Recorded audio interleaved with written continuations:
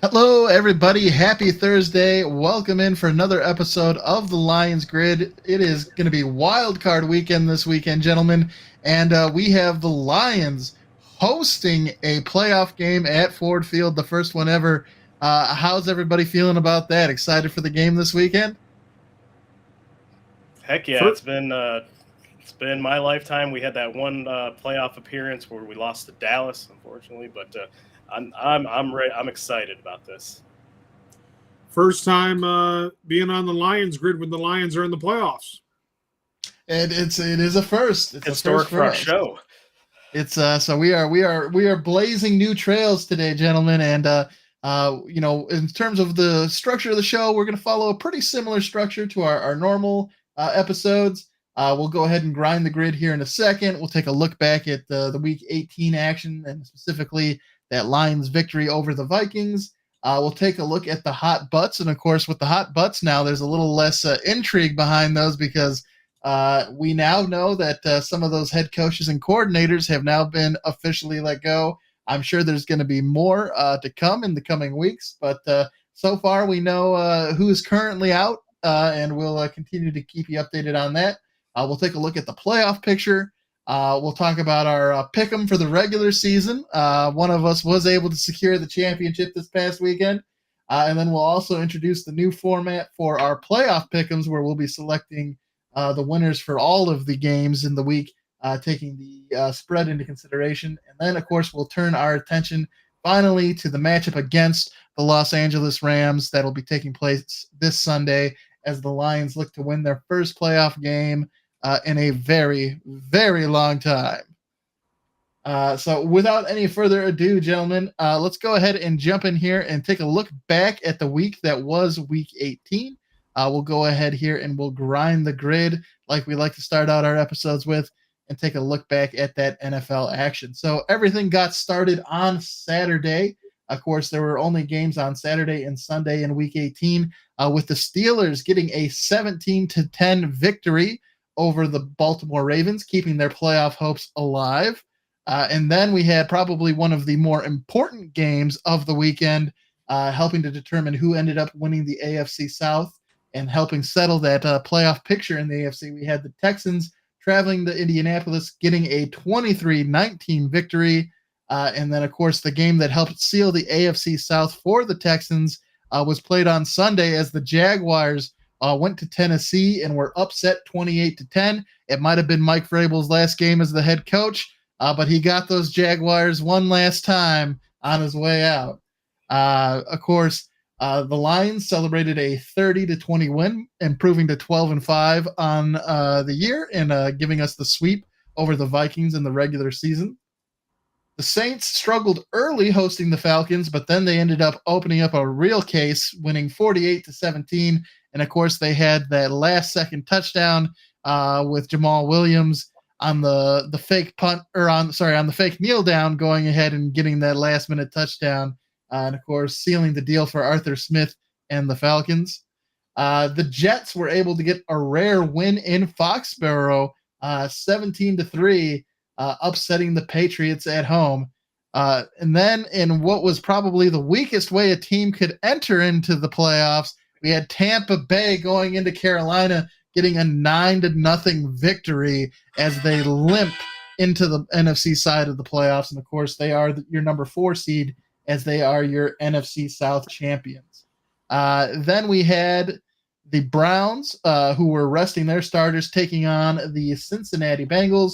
The Bengals were able to get a 31-14 victory there, but didn't really hurt Cleveland at all because they had already locked in the 5th seed. Then we had the Packers getting a win at home, 17-9 against the Bears, keeping their postseason dreams alive.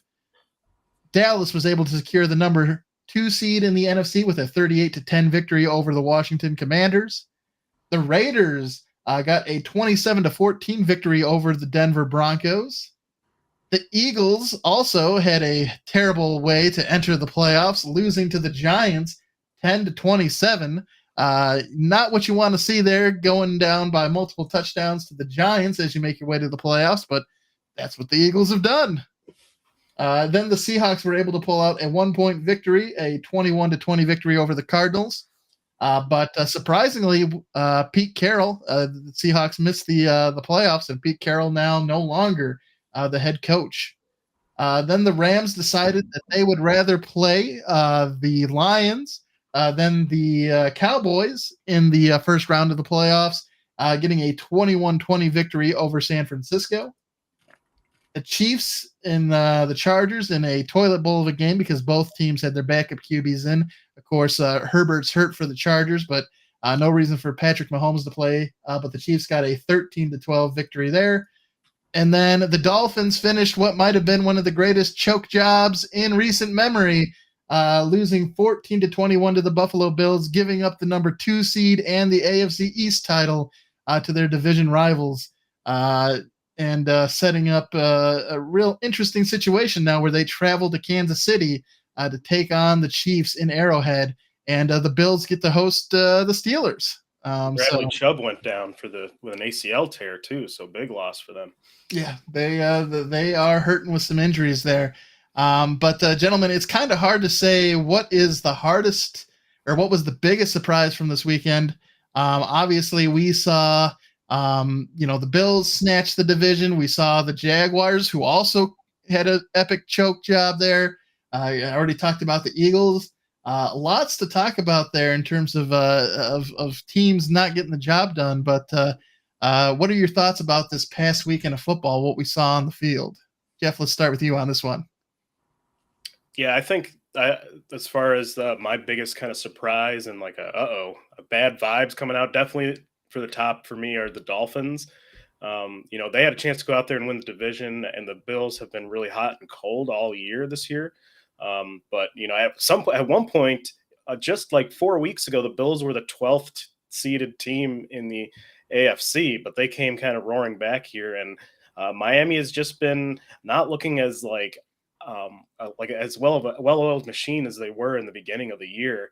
And, playing your starters in a big blowout like that and losing another key defensive starter in Chubb, who was having arguably his best year of his career, I think it's going to hurt. And I think they're kind of arrowed down right now, kind of going into the playoffs. And the Eagles, there's all kinds of bad vibes coming from them. Nick Sirianni started out with the intention of winning this game. He had the starters in, but once it got ugly, he pulled them. And I don't know. It seems like they're kind of stumbling themselves into the playoffs here. And so I'm going to be curious to see kind of how they respond to that this weekend. Yeah, the A.J. Brown injury, the Jalen Hurts finger injury. I think there's a lot of questions heading in it, and it's rare, I think, that you'd want to take the higher seed. But really, of the 3 teams we could be hosting in the wild card, I think I would much rather be hosting the Eagles compared to the Rams or the Packers. I think those 2 teams are a little more dangerous than what we've seen out of the Eagles. Joe, what were your thoughts about this past weekend's games? There was a lot of competition to figure out who's in the playoffs and who's not in the playoffs. The thing that frustrated me the most was that New Orleans put up 40-some points on the Atlanta Falcons. It was a good game through halftime. And then once halftime hit, the New Orleans Saints ran away with it. And then, the bad news is that Tampa Bay was playing the worst team in the league, and it's like, who's more dangerous? Tampa Bay? Tampa Bay is a dangerous team, but, is how dangerous is New Orleans? New Orleans shows that if they can put up 47 points on another competitor for the division title, that they'd be a dangerous threat in the playoffs, and I would have liked to have seen the Saints get in. So that was a little bit frustrating to watch that outcome. But one surprising thing was the Eagles losing. I was happy to see them lose the division. Now they have to go on the road. I think they'll collect themselves and get ready for the playoffs. And, I think they're going to play well in the playoffs and then maybe win 1 or 2 rounds, depending on if they play the Lions in the second round. But, I think that not having home field advantage, it's going to be hard for them to get back to the Super Bowl. But, Cleveland, Cincinnati won their game. Cleveland's in the playoffs. Jacksonville got knocked out. I was surprised. I was wrong about that one. I said Jacksonville was going to get in, and I was wrong about that. So there were some things that I was wrong about, but nonetheless, it was a good week 17, a good symphony. Yeah, and Joe, it's funny because I was the Tampa Bay Buccaneers and the Green Bay Packers had played each other in the Battle of the Bay, the old NFC Central rivalry game. And at that time, the Packers coming into that game looked like garbage, and Tampa Bay actually looked like the better team. And ever since that game, they whatever funk the Packers were in, they passed it on to Tampa Bay because Baker Mayfield and this Tampa Bay team has not looked the same these last couple of weeks to close out the season, whereas the Packers have looked more exciting. They've been playing better on offense and defense. And I think between Tampa Bay and the Eagles, both of those teams and the NFC side of the bracket certainly backed their way into the playoffs. They didn't have a lot of momentum. Well, there wasn't a lot of lackluster play in the NFC North. There wasn't like some teams in the NFC and the conferences or the divisions that were down and out as there were in other divisions in the football league. Bears played well all season. They're keeping their head coach. The Packers are in the playoffs, and the Vikings. They were in the mix. They were in the mix down the stretch. It was NFC North was still a good division this year. Absolutely. Yeah, I think top to bottom, where we can kind of compete with some of the best divisions here in the NFL as far as at least record wise. But everybody being in the mix, that's a good sign, and it's a good sign too that the Lions ended up at the top of that competition. Absolutely. And I think too, we'll talk about it here in a little bit. We'll introduce our new Roar or Rumble segment. But as we turn our attention now to the Vikings and Lions game, the outcome of that, one of the things that Dan Campbell was focused on in this game was coming in and winning it, right? To get back on track. The Lions haven't lost 2 consecutive games all season. And so he wanted to move forward with the starters. And so the Lions played their starters. They did have a very small chance of getting the number 2 seed. That did require both Dallas and Philadelphia to lose. Now, Philadelphia volunteered and lost to the Giants. And for a second, you thought maybe the Commanders were going to rain on Dallas's parade, but Dak Prescott, Mike McCarthy, and team would not allow that to happen. And so, ultimately, Lions played, and we'll talk about the big injury from the game here in just a second. But part of me definitely, I don't have a problem with it because I think it helps get that bad taste of that loss to Dallas out of our mouth, right? We go into the playoffs with a win over our division rival.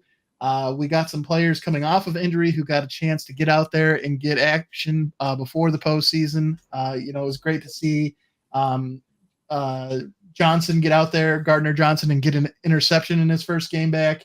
And I'm feeling – I don't feel great about our secondary because they like to give up nearly 400 yards every game. But, if they can continue to force interceptions and have that sort of bend, not break mentality, then, forcing turnovers can cover up a lot of problems. Obviously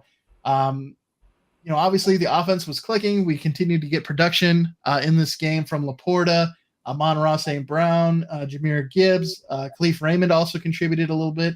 Into the third quarter, Detroit was up 20-6. And Minnesota did make a little bit of a run in the third quarter to come back in this game. But ultimately, the Lions took care of business and got that 30-20 victory. Again, a big part of the win were those interceptions that happened. We had Cam Sutton. He got one, and CJ Gardner-Johnson got his in his first game back. Goff played pretty well in this game, gentlemen. He went 23 of 32. For 320 yards, 2 touchdowns, no interceptions, and a passer rating of 124.5. And again, as mentioned, even though Mullins had he finished for 396 yards with 2 touchdowns, those 2 interceptions were definitely key in helping determine the outcome of this game. Really, I think a big moment came when they were trailing by 10, the Vikings were, with just 3 minutes left in the game. They had gotten the ball down to the 26-yard line. It was 3rd and 10. Aaron Glenn sent the house. He blitzed Melanfonwu, and he was able to hit Mullins. and Sutton was there for that was when Sutton got his interception on the 14-yard line and preserved that 10-point lead late in the game. So, it definitely came down to the wire there. It wasn't necessarily the prettiest win, but the defense stepping up when they needed to make plays. Again, it was kind of giving up nearly 400 yards doesn't make you feel great. But how do you gentlemen feel about the way that they're able to sort of make plays when they need to win the game? Joe, let's start with you. What are your thoughts about that Lions defense? Do you think it's a recipe for success for them in the playoffs, or do they need to start better and finish better here? Going into the playoffs, I think the Lions defense can keep them in every football game. I don't think it's going to be a blowout one way or another with the Lions defense, unless the team just completely comes out and shocks us right off the get-go like Baltimore did earlier this year. I think the question is whether or not our offense is going to be as productive as it was during the regular season in the postseason. I think the defense is not a problem that's going into the postseason. I think the problem is going to be, are we going to be able to score points in the postseason? Are we going to be able to score points under pressure? We've seen in some big games, the Lions have played clutch football, but there's also been some games that are handed to them in prime time too, like the Raiders game, and then there's the Packers game on Thanksgiving that, every year we say, it's the Lions Super Bowl. And we think to ourselves, they lost that this year. What does that mean? It means we have something better to shoot for this season than the Thanksgiving Day game win. And that is that's a postseason win. And first things first is winning the first postseason game that's at Ford Field this year, and that's ever been at Lions home stadium at Ford Field. But do I think the defense can keep them in games? Most certainly. Question is on offense. I like it. Jeff, what are your thoughts here?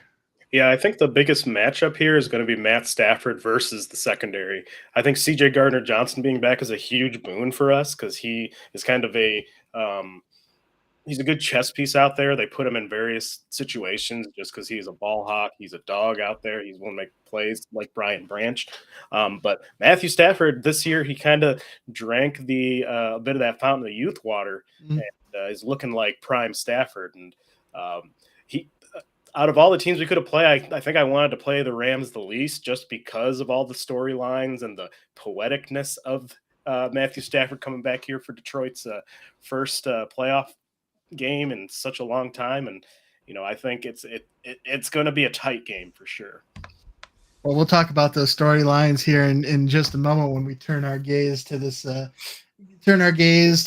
upcoming game. But certainly I think it's going to be either the most fulfilling victory I think that we could possibly have for a first round playoff game, or it is going to be the bitterest of defeats. Like they have certainly decided that either Detroit fans are going to be heartbroken or we are going to be feeling like we're on cloud nine because we definitely got the one opponent where I think that's guaranteed. Like, depending on if we were playing Green Bay, they're obviously a division rival. We have a long history against them. I think, there are certain situations where a loss would be still devastating, especially since it's our best, I think, opportunity for a playoff win that we've had in our lifetime. But I think we could potentially get over that easier than seeing Matt Stafford come into Ford Field and send us packing and stopping a playoff run. That's going to be, if that, were to happen, it's going to be tough. And I think something that makes it even tougher, as Joe mentioned, the struggle is, can the offense be as productive? A big reason that's a question is because Sam Laporta's injury. He did go down in that game. As I said, I don't fault, and we'll get your guys' opinion on Dan Campbell starting the starters here in a little bit, but I don't necessarily blame him. And obviously, hindsight is 20/20. You can be that Monday morning quarterback and take a look back and say, hey, knowing the outcome, should he had him out there? But he's definitely questionable for this game this week. Even if he plays, doubtful that he's going to be at 100% or anywhere close to 100%. So it's going to be interesting to see what the Lions can do to sort of come up with a game plan to replace his productivity, because he's had historic productivity. He's had 10 touchdowns, over 1,000 yards receiving. That's huge. That's hard to replace. And so it's going to be interesting to see. And of course, the bad thing is if they do find a way to do it, it's just going to help highlight Ben Johnson as being a great potential head coach for another team. So they're going to try even harder to take him away from us. So it's kind of a double-edged sword, right? We want to get that first win. We want the Lions offense to look good. But in the process of doing that, it may help usher out one of the best offensive coordinators we've seen in quite some time here in Detroit. I think that having Brock Wright and James Mitchell, and I don't know if they could put, deactivate Laporta for a game and bring up Shane Zylstra if Zylstra's even with the organization anymore. But, they have talented tight ends besides Laporta on the Detroit Lions roster. They just haven't been utilized this season because Laporta's been so effective. Yeah, I know Brock Wright has been injured, which has been part of the concern there.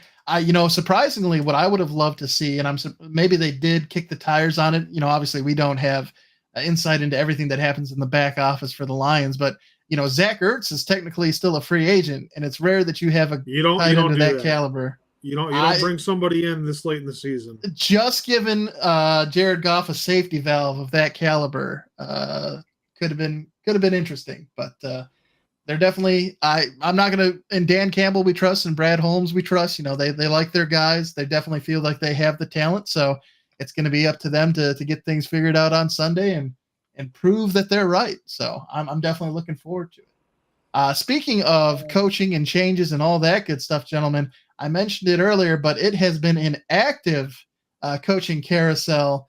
And so for our Hot Butts segment this week, gentlemen, we have quite a few changes to take a look at. Of course, some of the names we've known early on the head coaching side of things.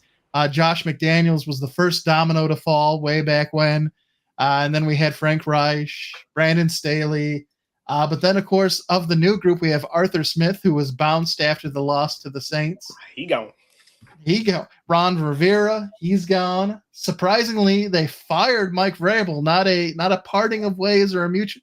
They fired him. Also surprising, fired Pete Carroll. I would think that Pete Carroll, having won a Super Bowl, would have been another guy where maybe they decide to mutually part ways, but not the case. But thankfully, a guy definitely deserving of the respect in a parting of ways is Bill Belichick. Him and the Patriots organization, obviously. He was never going to be fired, and definitely glad to see that they're going to be splitting ways. It's end of an era, but at least we're not seeing anything outrageous like him getting fired, because he's definitely one of the best coaches of all time. So, but his run in New England now over. Interestingly, too, on the college football side of things, his buddy Nick Saban also deciding to retire down in Alabama. So both Belichick and Nick Saban moving on to new things. Then on the coordinator side of things, they got started earlier this season with Mick Lombardi, the Las Vegas offensive coordinator. The Raiders got rid of him, and it was a run on offensive coordinators here early. Ken Dorsey from Buffalo, of course, Buffalo now in the playoffs. Matt Canada, the offensive coordinator for Pittsburgh, now Pittsburgh's in the playoffs. Jack Del Rio was let go from Washington in November. Mike Caldwell is he's the former defensive coordinator of the Jacksonville Jaguars and is part of the casualties from them not making the playoffs this season. One of the casualties on the Chicago coaching staff is their offensive coordinator, Luke Getsy. And then it said they had amicably parted ways, but I think that story seems to be maybe a little there may be a little bit more there with Wink Martindale and the Giants. That might not be as amicable of a split as they had said, but I guess both parties there deciding that it was better to move on from one another. So those are your head coaches and coordinators that have been let go currently. And I do know that Ben Johnson and Aaron Glenn, they're not in danger of being let go, but I know they have been asked for 9 different positions between the two of them. to interview. So our offensive coordinator, our defensive coordinator in high demand as teams look to find their next head coach. So we'll keep you updated on that as things continue to progress. And a lot could change here depending on what happens in the playoffs, which leads us to the next bit here. Gentlemen, we'll take a look at the playoff picture. So I'll go ahead here and switch on the playoff picture as provided by CBS here. And again, you can see number 1 seed. We'll start with the AFC, of course, the Ravens. The number 2 seed, by surprise, the Buffalo Bills, who will be hosting the number 7 seed, Pittsburgh Steelers. The Kansas City Chiefs will be hosting the Miami Dolphins. The Texans will be hosting the Browns. And we'll talk about it in a second here when we do pick them. But the only game where the home team is not favored is this Browns and Texans game. The Browns actually favored by 2 in this game. Then on the NFC side of the bracket, we have the Steelers with the the 49ers with the first round bye in the number 1 seed in the NFC. Then the Cowboys at the 2 seed will be hosting the Packers. The Lions, the 3 seed, of course, hosting the Rams. And then Tampa Bay, the 4 seed, hosting the 5 seed Philadelphia Eagles. And so, that's our playoff matchups. It's going to be a good week here of football, gentlemen. Looking forward to that. But one thing to show you as we talk about this playoff picture, one of the memes going around on the internet, one of the conspiracies as we talk about storytelling and script making, they say that the color schemes for the last 2 Super Bowls have predicted tilted the hand of the NFL about who will be playing in the Super Bowl. And of course, with the latest one here for the upcoming Super Bowl in Las Vegas, you got the purple and red. So the question is, will it be the 49ers and the Ravens here playing in Las Vegas for the Super Bowl? If the trend holds true, they make a compelling case sometimes. Sometimes these far-fetched ideas don't seem so far-fetched. And again, there are some other scripted storylines here to keep an eye on with the playoffs. We have Tyreek Hill going back with Miami to play in Kansas City, getting that showdown. It's going to be negative 12 degrees at kickoff in that game. That's going to be chilly. Miami losing that game to the Buffalo was a huge impact. And then Mike McCarthy, of course, getting to host his former team, the Green Bay Packers in Dallas. Not as big of a story here because, of course, Deshaun Watson is not starting for the Browns. But, of course, you had Deshaun Watson being traded from the Texans to the Browns. The bigger deal would, of course, be if they win and Joe Flacco ends up back in Baltimore. That could be a very spicy story. And then, of course, as we know, Matthew Stafford and Jared Goff, both of those teams making the trade with the 2 quarterbacks, very familiar with each other. Some spicy storylines as we head into the playoffs this week. And before we take a look and do our playoff pick'em, gentlemen, we have to, of course, give credit where credit is due. And Jeffrey, you are our regular season pick'em champion, finishing with a record of 12-5, mirroring the Detroit Lions. You were able to take it home in the last week. Joe, valiant effort. I know you went with the Vikings to try and go ahead and seal the deal and claim the title for yourself. But unfortunately, Dan Campbell and the Lions decided that they wanted to win that last game. And so, Joe, we did a respectable, both you and I finished both 11-6. So I can't really complain. But Jeffrey able there to hold on and hold us off with the 12-5. Can we do a check-in on preseason total record prediction? What we predicted the Lions were going to do this season? Because I think I know I've predicted them to win the division and to get a home playoff game.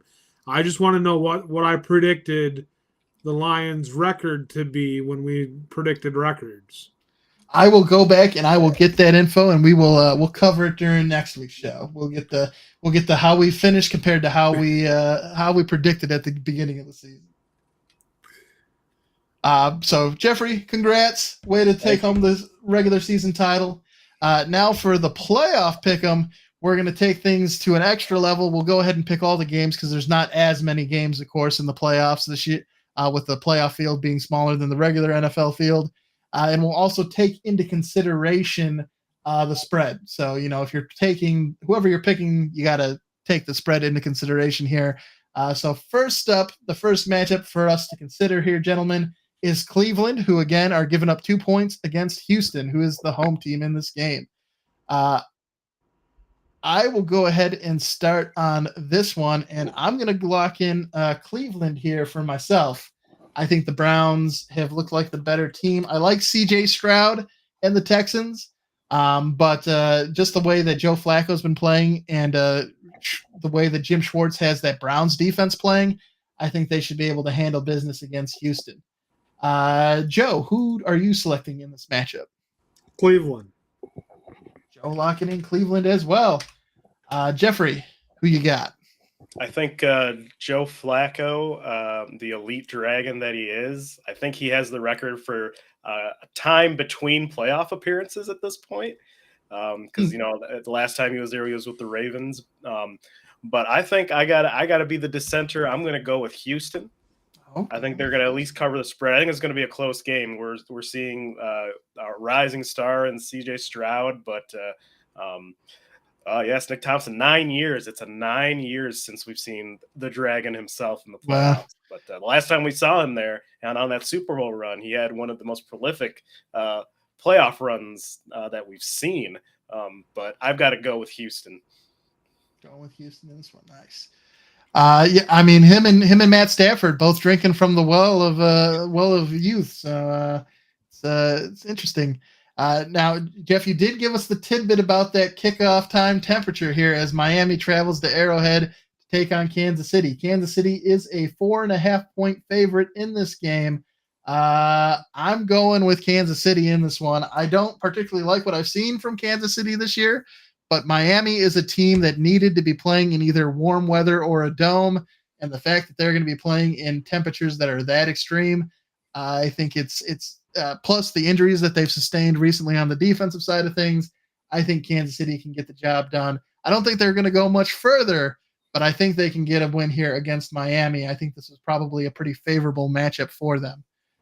Jeffrey, who are you taking in this one, Miami or Kansas City? I'm taking Kansas City. I think the temperature is going to be a factor, the weather there, because Miami, I mean, they play in beautiful Miami, Florida, so they're used to these hot temperatures, and, I think it's going to be definitely affecting them, especially with all, like you mentioned, with all the injuries. Tua's shoulder's been banged up, and he's not been playing particularly well, especially the past couple games. So I think Kansas City is going to definitely cover the spread, more than cover the spread.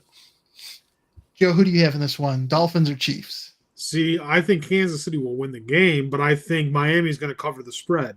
I think that they're going to beat the spread. They're going to lose by maybe a field goal, or maybe a couple points on a touchdown differential or 21-20 or something like that, 23-24.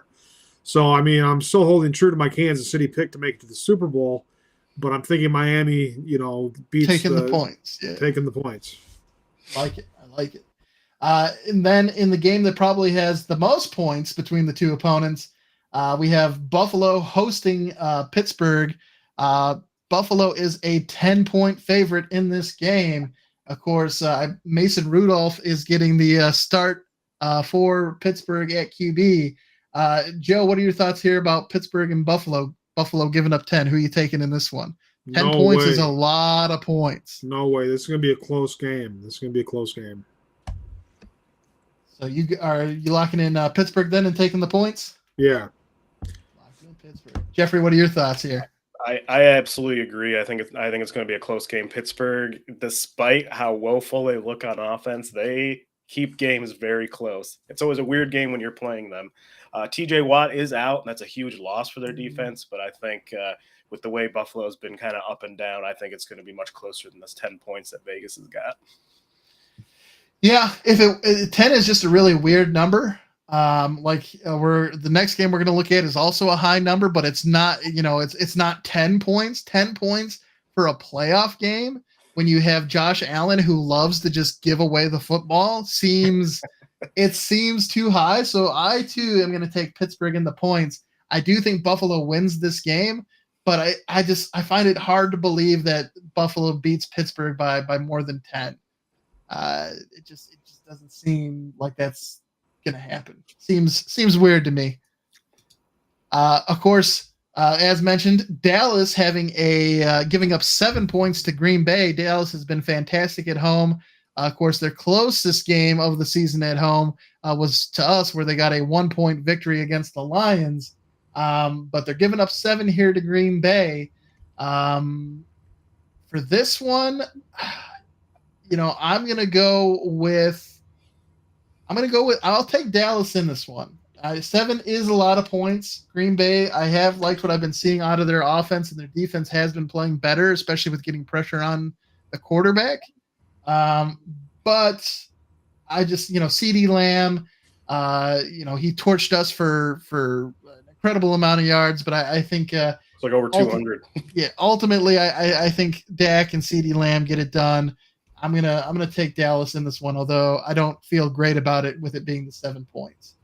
Jeffrey, who you taking, Green Bay or Dallas in this one? I'm going to take Green Bay to cover the spread here. I think their offense has been coming on strong, and I think they can at least hold. I think Dallas is going to end up winning, but I think it's going to be much closer than that. Shout out to Jalen Reed, who has been looking real good, former Michigan State Spartan there. It's been a while since we've had a Spartan receiver look good in the NFL. It's nice to see. It's nice to see. Joe, are you taking Green Bay in the points, or are you going with Dallas in this one? I'm going to have to go with – let me use my psychic, future-telling, prophetic mind and think about this one, and I think Dallas gets it by 10. But I'll take the 7-touchdown lead. I think it's a close game. Dallas has a 7-point lead. Green Bay fails. Dallas goes down the field and kicks a field goal, makes it 7 or 10 or whatever. So Dallas. Going with Dallas. And then the last game we'll cover right now. We'll save our Lions pick until after we talk about the game here, gentlemen. But the last non-Lions game of this weekend, we have Philadelphia going to Tampa Bay. Tampa Bay getting the 3 points as the home team favorited in this game.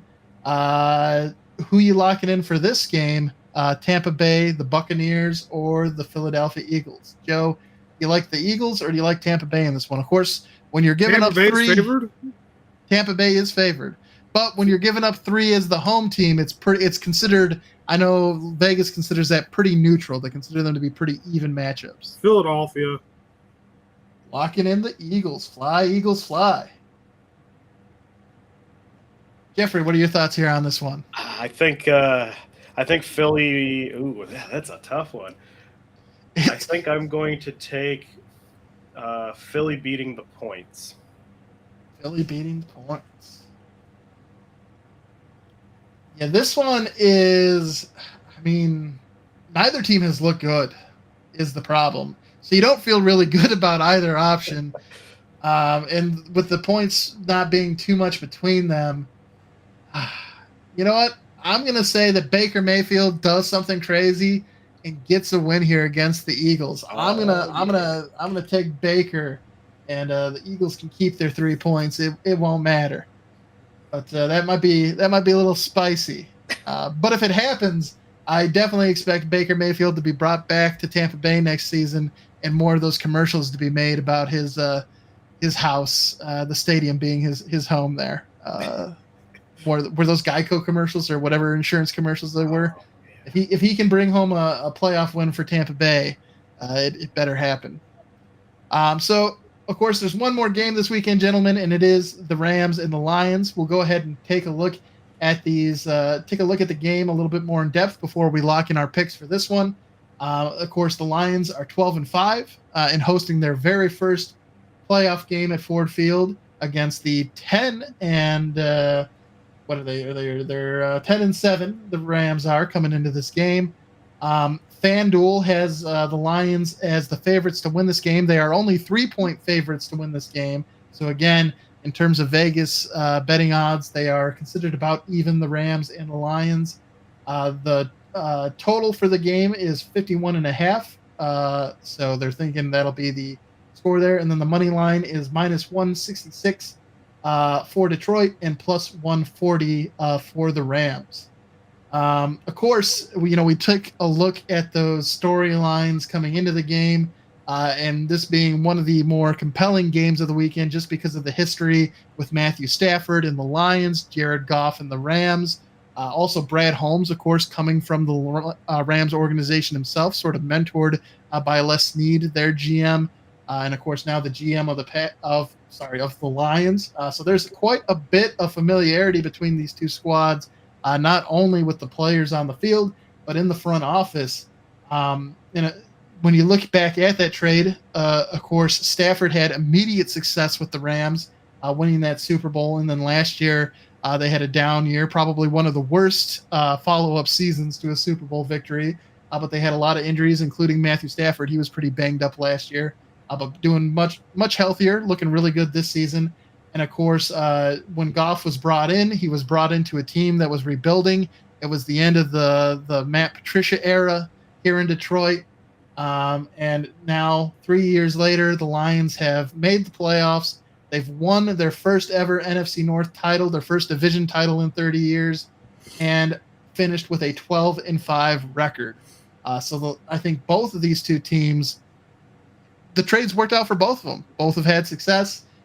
Things are looking good. Of course, some of the other pieces that the Lions got in terms of draft capital, they've turned into really helped with this rebuild and getting the Lions back on track.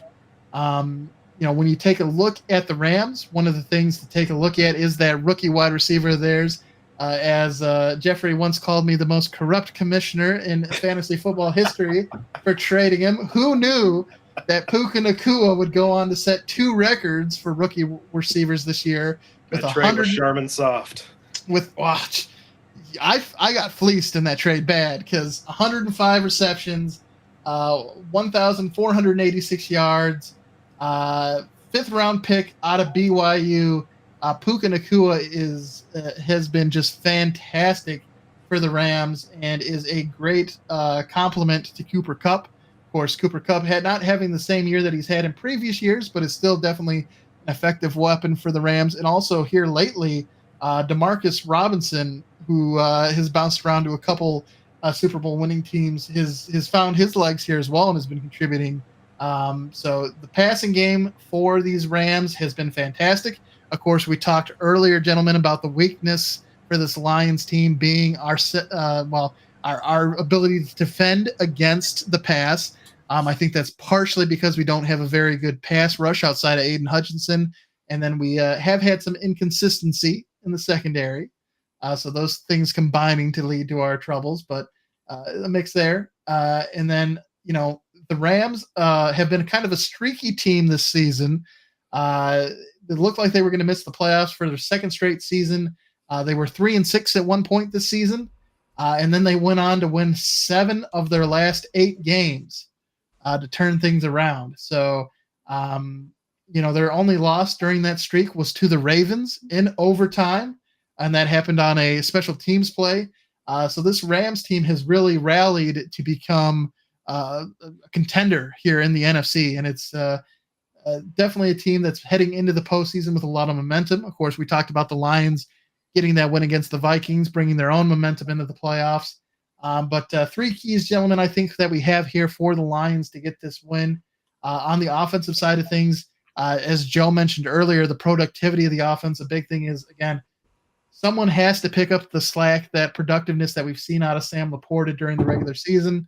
With him not being a full go in this game, someone has to, they have to find somebody to pick up that slack.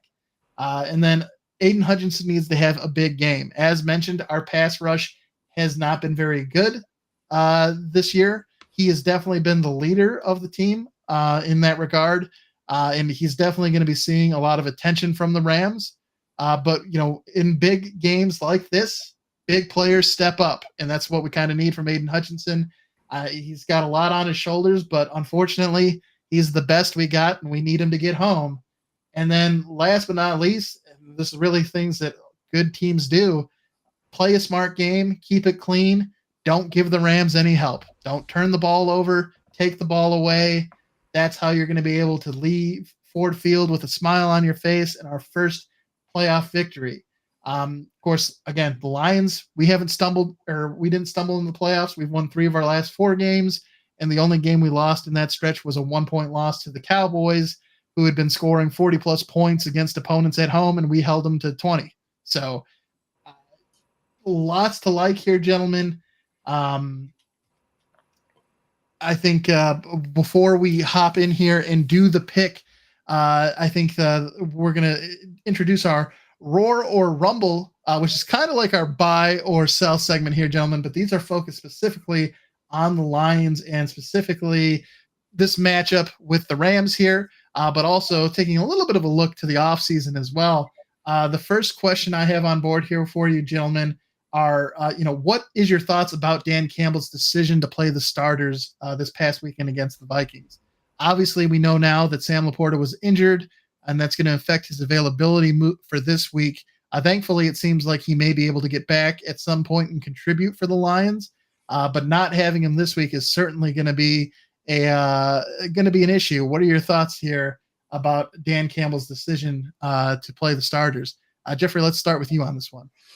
I honestly can't fault him for it, just like I couldn't fault him for going for the win against Dallas and going for that 2-point conversion again. That's just the mentality and the aggressive style that he has employed here. And, he kind of stuck to his guns. And I think because that Dallas game left such a bad taste in the entire team's mouth, they wanted to go out there and, finish the season without that bad taste in their mouth, right? With a win. Obviously, like you said, hindsight's 2020. Losing Laporta is a huge loss because of the historic production he's had. So I can't fault him for it.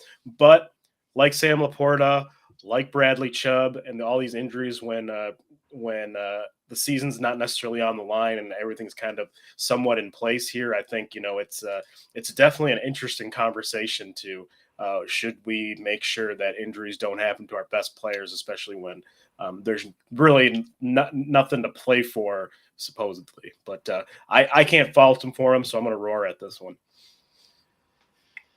Joe, what are your thoughts here about this one? Again, it's a team effort, and when you go into the postseason, you want to be healthy, and the healthiest you can be going into the postseason. But ultimately, to win a championship, you have to overcome adversity. You have to overcome mistakes. You have to be good in many different areas. In football, offense, defense, special teams, you have to have players making plays that don't normally make plays, and you have to have spectacular play by players who are generally making average plays or regular plays that they normally make. So when somebody gets injured, it's not good to see. Should he have rested his starters? No, because you don't want to lose that competitive edge. You rest your starters, you get out of sync. Everybody played to win the football game. They were going for the number 2 seed. They didn't get it. Now it's playoffs. Now they're more in sync. They haven't taken time off. It's not like you're starting an engine and you're driving down the road, and then all of a sudden you park your vehicle. It's like you're still driving on the road because your foot hasn't gotten off the gas pedal on the season mode. If you take your foot off the gas pedal, like say for instance resting your starters, you stop going.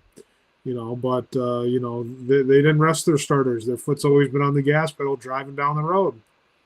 So I would have to say, they're going to they're going to get to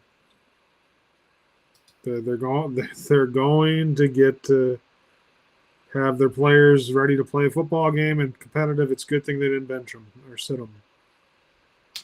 Yeah, and I see Hatter's House, happy to have you here. And, of course, this was your sort of your nightmare scenario here. I like you going with the 31-10, Lions getting the win with a game-winning field goal. Talking about this being the worst-case scenario, being a Lions fan in Los Angeles, family rooting for the Rams.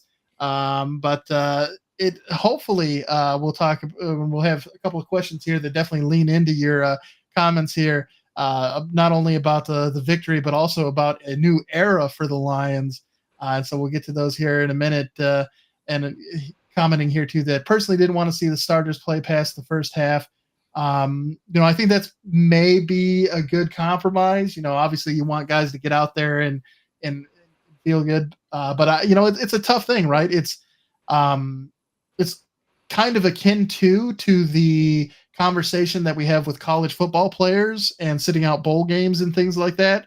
It's, when you're coming to injuries, because you never know due to the nature of them when they're going to happen, when does it make sense to be cautious and when doesn't it?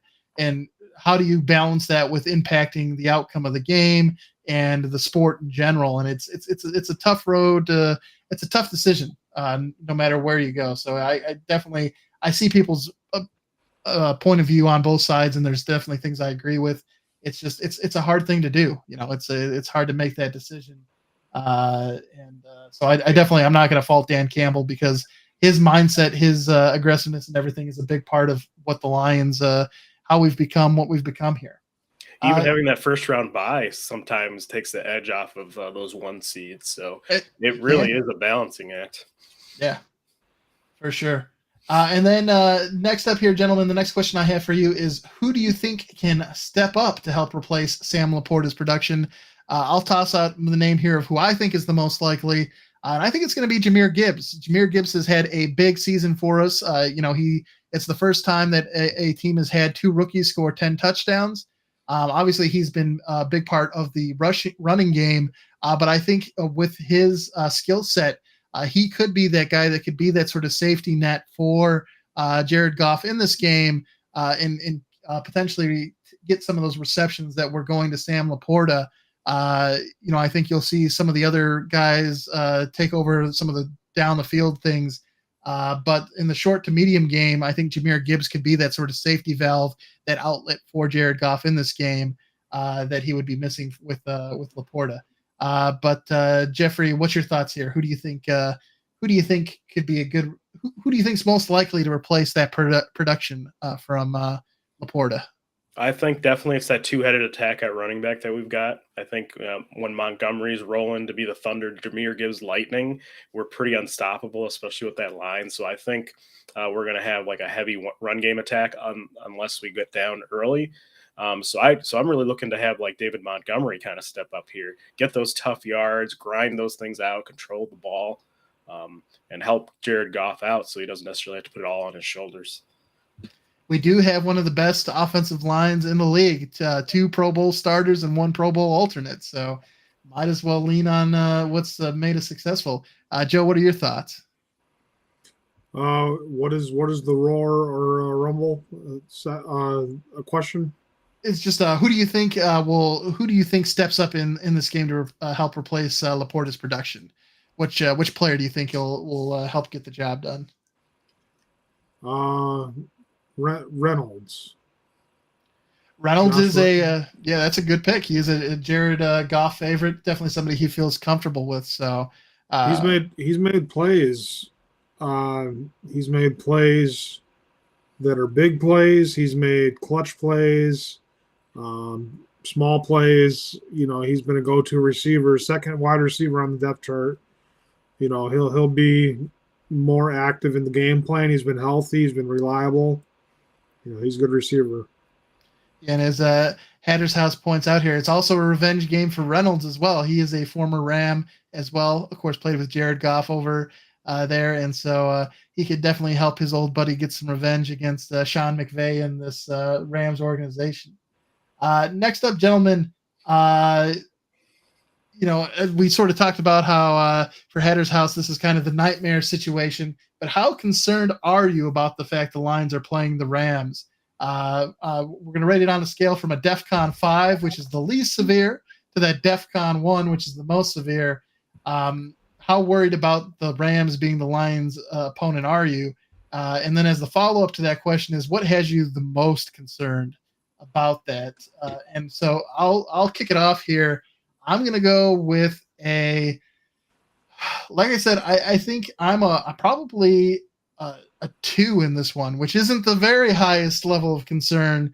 But I think this is going to be a game where it's either going to be the sweetest of victories or it's going to be the just most bitter defeat because of all the storylines going into it.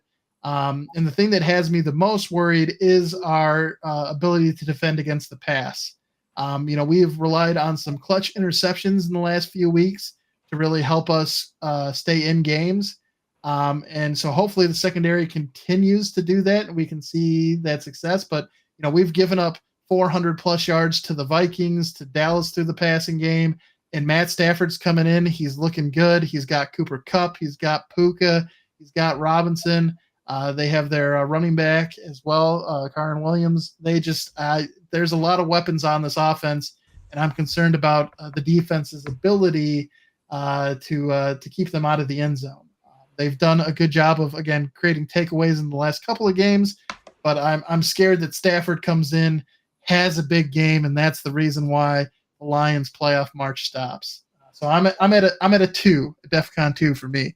Joe, where are you going to put yourself on this one? DEFCON 5. I'm not very concerned about playing them at all. I think the Lions have a lot to prove against them, prove that Goff is a good quarterback and that he can win the big game, and that Stafford's, we're not mourning the loss of our quarterback that we had for 10 years. And we've moved on. We have a new team now. We have a new coach. We need to complete the trade value and win this game against the Rams. I think you lose the game. That's when there's a big problem in Detroit. I think this is pretty much a must-win game for Detroit's organization after making that trade. Or at least it'll validate the trade that they did make. You don't want to say, oh, well, what happens if we would have had Stafford and never made that trade? It's like, well, yeah, then you take away draft picks, everything would be messed up. You can't go back and rewrite history like that. So I think I'm not very concerned about it. I think Detroit's going to win this football game. No problem, easy breezy for Joe. Jeffrey, what are your thoughts here? Are you 5, no big deal? Are you more so towards the 1? It's a huge deal. Where are you at? I'm at personally DEFCON 1 as far as my concern level. I am concerned as far as the amount of pain that the Lions have been through over these decades. Losing to Matt Stafford would be the most Lions way to kind of go out. Although if it was anybody to take us out, our boy Matt Stafford. I'm a big Matthew Stafford fan, obviously, because he did so much for us while he played here. But I think what I alluded to earlier in the show, I think the biggest matchup concern for me is Matthew Stafford versus the secondary. I mean, although we do kind of have like a bend not break defense, especially in our secondary is concerned. Running defense, I'm not concerned about. It was an issue last year, but we were like top 5 in rush defense this year. I think as far as pain index is concerned, the NFL script writers have outdid themselves with these storylines this year. I'm kind of concerned about it, but I don't want to spoil who I think will win, but I still think we can still win, but it would be if we do win, I think it really is the new ushering in of a new era for the Lions. Absolutely. And so I know you touched on it a little bit there, Jeffrey, about being a big Matt Stafford fan. So these next 2 questions go hand to hand with each other. Who do you gentlemen consider to be the best QB in Lions history? And if Jared Goff and the Lions win on Sunday, does Jared Goff become the new number 1 spot? Recency bias being what it is, I haven't seen all of the QBs that have worn a Lions jersey, but certainly for my lifetime, Matt Stafford is the best QB that the Lions have ever had.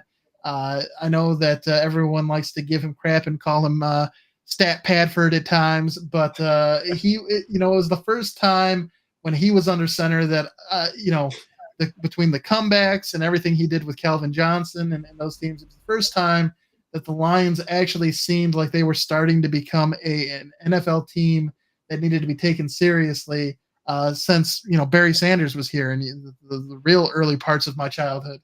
Matt Stafford to me is the best QB in Lions history, but I will say if Jared Goff and the Lions win on Sunday, that Jared Goff will have delivered an NFC North title and a playoff win And I think just based off of the success that the teams have had and the part that he has played in that would certainly, I think, elevate Jared Goff in my mind to the point where he is now the number one Detroit Lions QB in my opinion.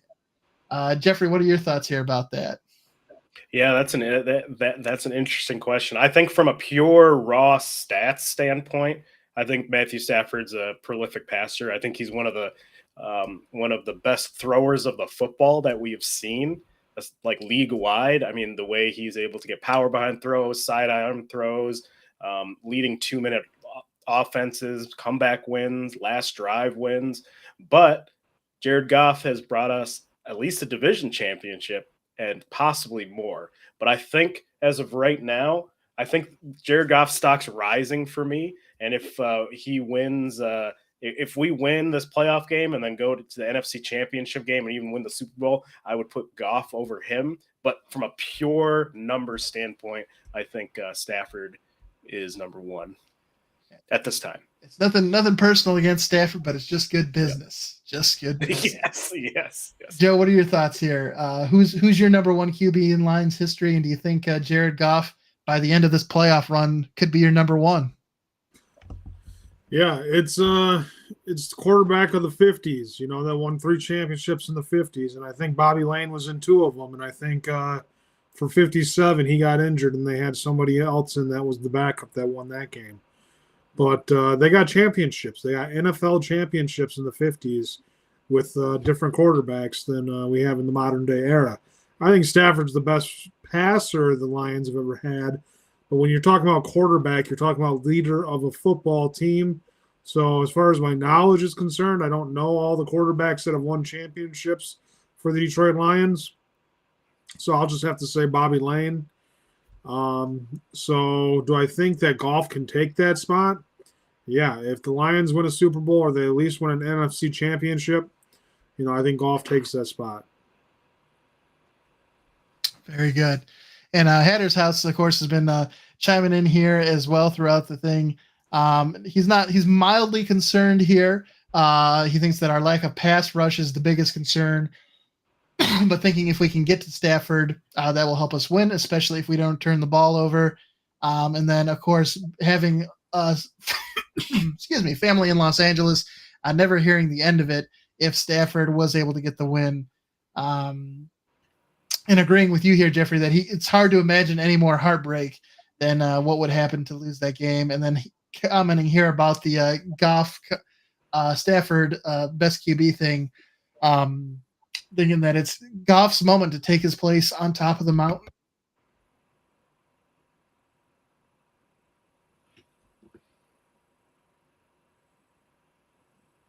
You're muted, Kev. Sorry about that. Good catch there, Jeffrey. With that in mind, gentlemen, which storyline is most important to you then this weekend? Is this more about the Lions beating Matthew Stafford in his return? Is it more about the Lions organization? Or do you think it's more important that Jared Goff gets his revenge against the Rams, his former organization that sort of sent him away, packaged him up, and thought he was done? Do you think this game is more, I shouldn't say more important, but which one of those storylines do you think has more weight, the Lions and the Stafford side of the thing, or the Goff and Rams side of thing? Joe, what are your thoughts here? Lions and Stafford. I think it's a big deal to have him be the franchise quarterback, then trade him, have him go win a Super Bowl over there, and and then it's like, okay, well, now the Lions, we have to play our part and try to do the same thing with the trade we made and be comfortable with that. So I think we have a lot to prove that, we can win football games, playoff games. If we win just one playoff game against Matthew Stafford, we've won more playoff games than we ever did with Stafford as our quarterback. So that'll be a big, hill that we need to climb over. That is a big chip on our shoulders. So getting that removed would feel great. Jeffrey, what are your thoughts here? Yeah, I think both of these kind of go hand in hand. If we beat the Rams, we are slaying our old quarterback and kind of getting over kind of historical hump here. And then I think it's just icing on the cake that Jared Goff also gets to show up the team that he was packaged and kind of sent away from, especially the way it kind of went down. He was a little, he felt a little slighted by the way, kind of the communication of it when he was traded. So I think that'd be big for him as far as like his confidence and kind of his legacy going forward. But I do think it's a little bit more about us beating the Matthew Stafford. And I do agree with here too with Hatter's House, who says to the media it's more about Stafford coming back home, and then for us fans it's more about Goff's revenge and the Lions ending the SOL narrative once and for all. Again, I think it depends a little bit on your point of view, and I think they're very close storylines in general. Because of how interwoven it is with those two being traded for one another. It's obviously a big thing for both of them. But I think it all just depends on what sort of perspective you want to look at it from. And I think for Lions fans, just because of the respect that most of us have for Matt Stafford, it's less about like I said, it's nothing personal against Matt Stafford. It's about rallying behind Jared Goff as our starting quarterback and having these Lions reach new heights than it is about seeing Matt Stafford knocked out of the playoffs. Unfortunately, he's the guy that we got in the draw, and we have to beat him. We're not going to feel sorry about that when it, after it happens on Monday. Come Monday morning, we'll still be feeling pretty good that we sent Matt Stafford packing for the season. It's just what needs to happen. Again, just nothing personal. The last question here, gentlemen. We talked about a new era ushering that in, and what that can mean. And we talked about how well the NFC North had played this season and about them not being necessarily bad from top to bottom. Here is a picture that depicts all of the NFC Central, NFC North division champions from 1970 to present. You can see if we scroll all the way down here to 2023, there are our Detroit Lions. But you can see that there are several instances here in the past where teams have been able to put together multiple division championship wins. You can see the Packers here had a stretch where they won it for 4 years, the Vikings 2 years. And as we scroll up, it's not uncommon to see certain teams go on big stretches throughout the history of this division. Gentlemen, do you think with a playoff win here, that the Lions could sort of catapult themselves into a streak of their own? We've never seen back-to-back. We came close in the early 90s here to back-to-back Lions division championships. But do you think we'll finally see in the history of the NFC Central/North, the black and blue division as it's been known, do you think we'll finally get to see two Lions helmets stacked together here? Do you think the Lions have what it takes to get back-to-back NFC North titles? Joe, what are your thoughts here? Sort of regardless of the outcome of this weekend's game, do you think they can get it done? Yeah, I believe in the Lions. I believe they've turned the corner on competitive football, and I think Dan Campbell's a good coach, and I think that we have a good organization, and we're best set up for the future. More of those than some other teams in the NFC North, but it's still going to be a battle year in and year out. So, I'd have to believe that the Detroit Lions have the best opportunity next year and the year after to win the division. Jeff, what are your thoughts here? I do think we are capable of doing this. Kind of what Joe alluded to. We're built here for long-term success. We've got young talent. We've built through the draft. I think we're a few key pieces away in the secondary to kind of be like a Super Bowl favorite year in and year out. But on the flip side, our division is very competitive. Minnesota's always in the mix. I'm not sure what their offseason is going to look like, but the Packers have been coming on strong. Jordan Love looks like he's the answer for their next long-term solution at quarterback in Green Bay. And the Bears have quite a bit of capital, although the Bears have a tendency to waste said capital, but we'll see how that goes. But yeah, I think we are built for long-term success. So I think we can hoist that NFC North trophy again next year. Yeah, I definitely like the fact that, at times there certainly has been an appetite from me for the Lions to be a little more aggressive, to maybe go get another pass rusher or something like that to help augment this team and help them win now. But Brad Holmes and this Lions organization has been taking a very measured, very patient approach.